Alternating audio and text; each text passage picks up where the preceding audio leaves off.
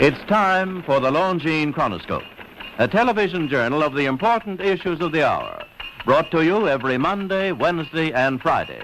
A presentation of the Longines Whitnor Watch Company, maker of Longines, the world's most honored watch, and Whitnor, distinguished companion to the world-honored Longines.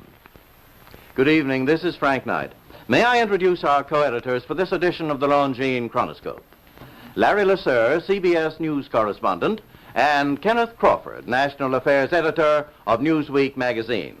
Our very distinguished guest for this evening is Admiral Richard E. Byrd. The North Pole used to be a no-man's land, but these are the days when, by buying a ticket on a commercial airliner, you can fly across the North Pole and drink a cocktail at the same time. You know, only 60 or more years ago, about 35 years ago, our guest tonight found out whether there was any land north of the North American continent.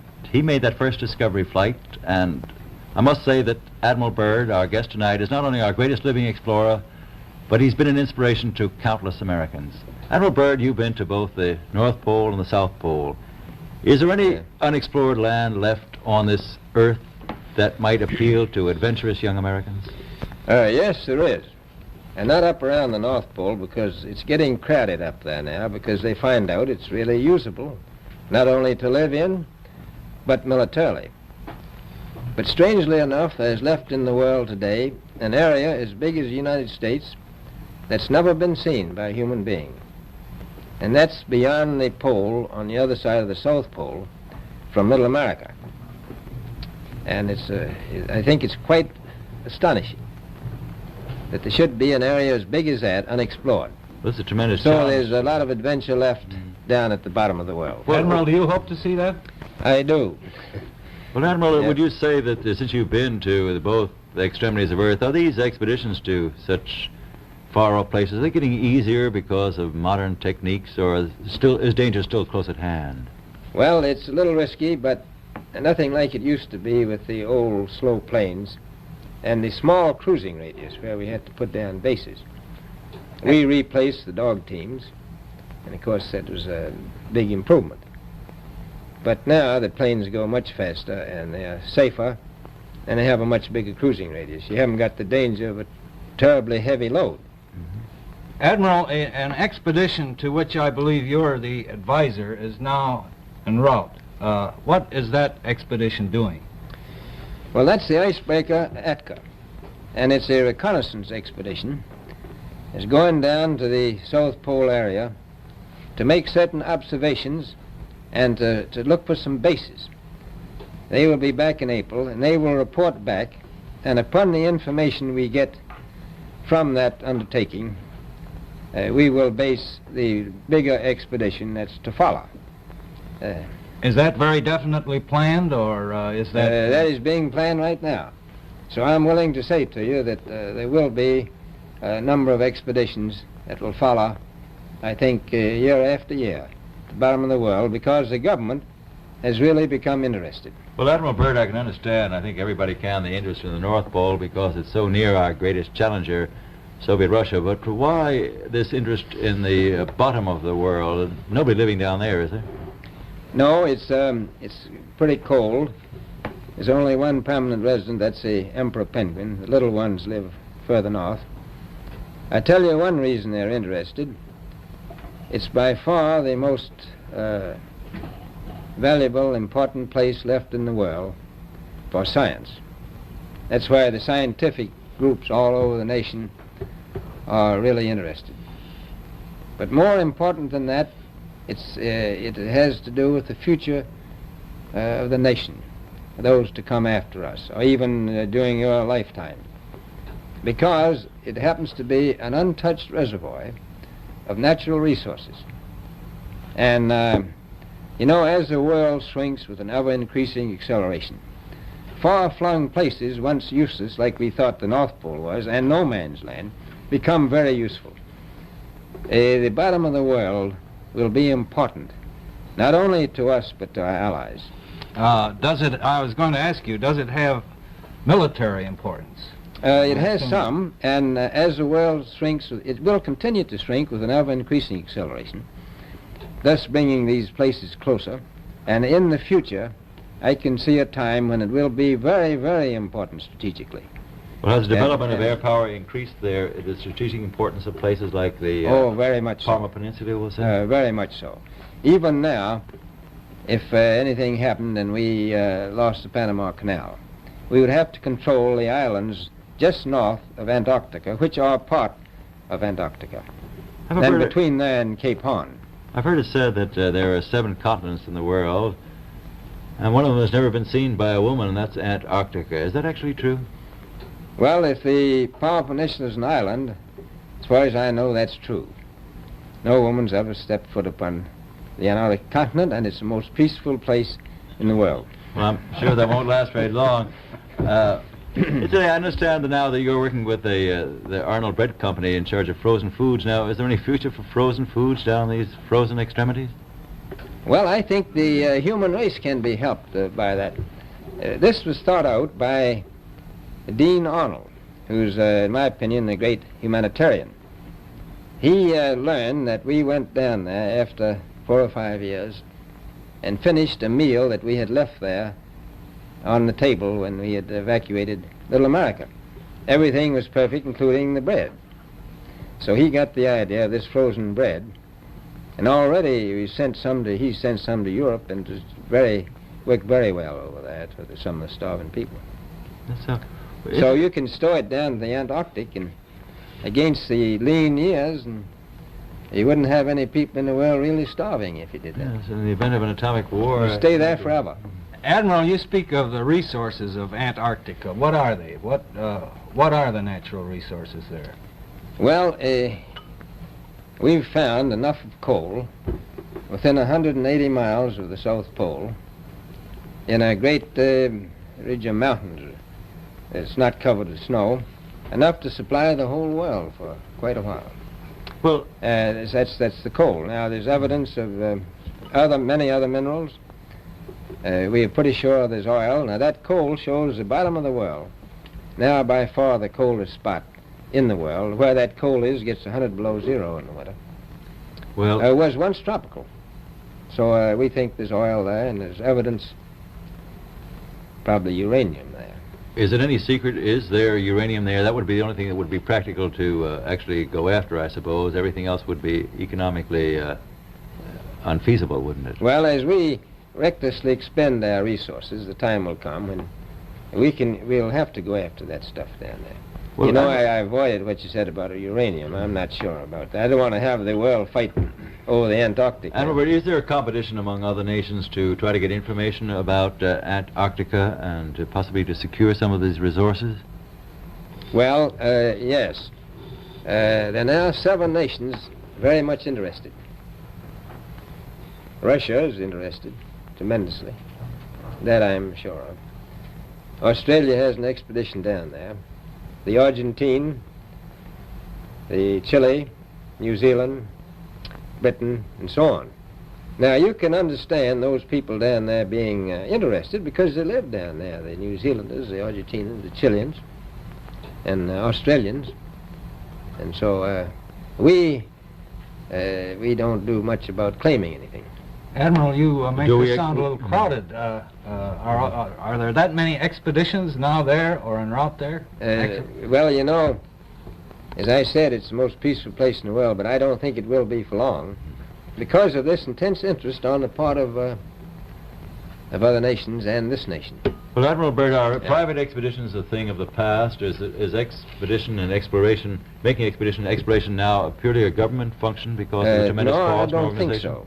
I think down south it may be more or less a thing of the past, but not other expeditions that go there. A lot of them go north now. This latest expedition now on the way is a government expedition, I take it. Yes, that's the government. Admiral, may I ask you, is there a great difference between the top of the world and the bottom of the world? There is. Now, the North Pole is the center of an ocean 10,000 feet deep.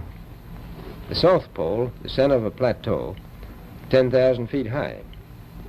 The North Polar Sea is surrounded by continents that are slightly frozen. The Antarctic continent is surrounded by a belt of ice frozen seas of at least 1,200 miles thick. Now, the south is a plateau. It gets, in some places, 14,000 feet up. I've been over areas about 13,000, and it's a little bit chilly up there. So there's that big difference between the top and bottom of the world. The north really isn't very cold up there on the Arctic Ocean. Not compared to the south. Admiral Byrd, we often hear it said that our young Americans now aren't as hardy as their forefathers. Do you think that Americans do measure up to the standards, the physical standards and morale standards of the past? I do. I don't believe that. I think they're just as hardy.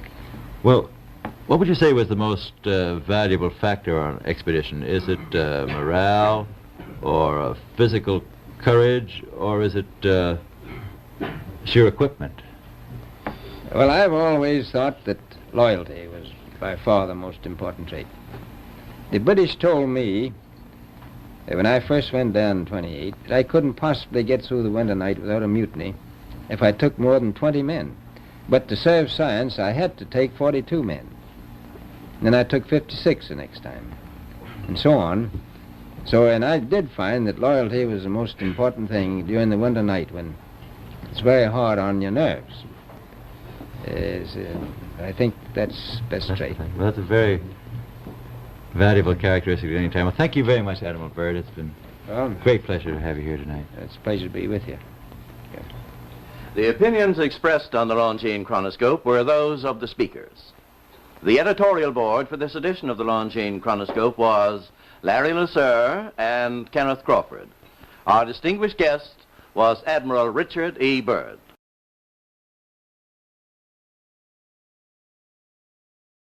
At the end of the Second World War, the extraterrestrials ensured that the technology was returned from Earth back to these cities. They understood that the Dark Age had not yet reached its peak. The technology was returned by 30 submarines through a large commando action.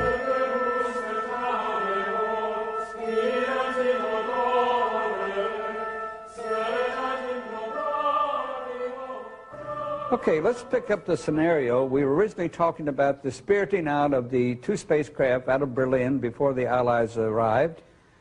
We said that they were put aboard two submarines. They spent 6 months at sea, and they finally landed in Argentina. Now, from that point, they were taken into Antarctica, into a section of Antarctica called Queen's Maud's Land. And there they disappeared, and they were not heard of for some time.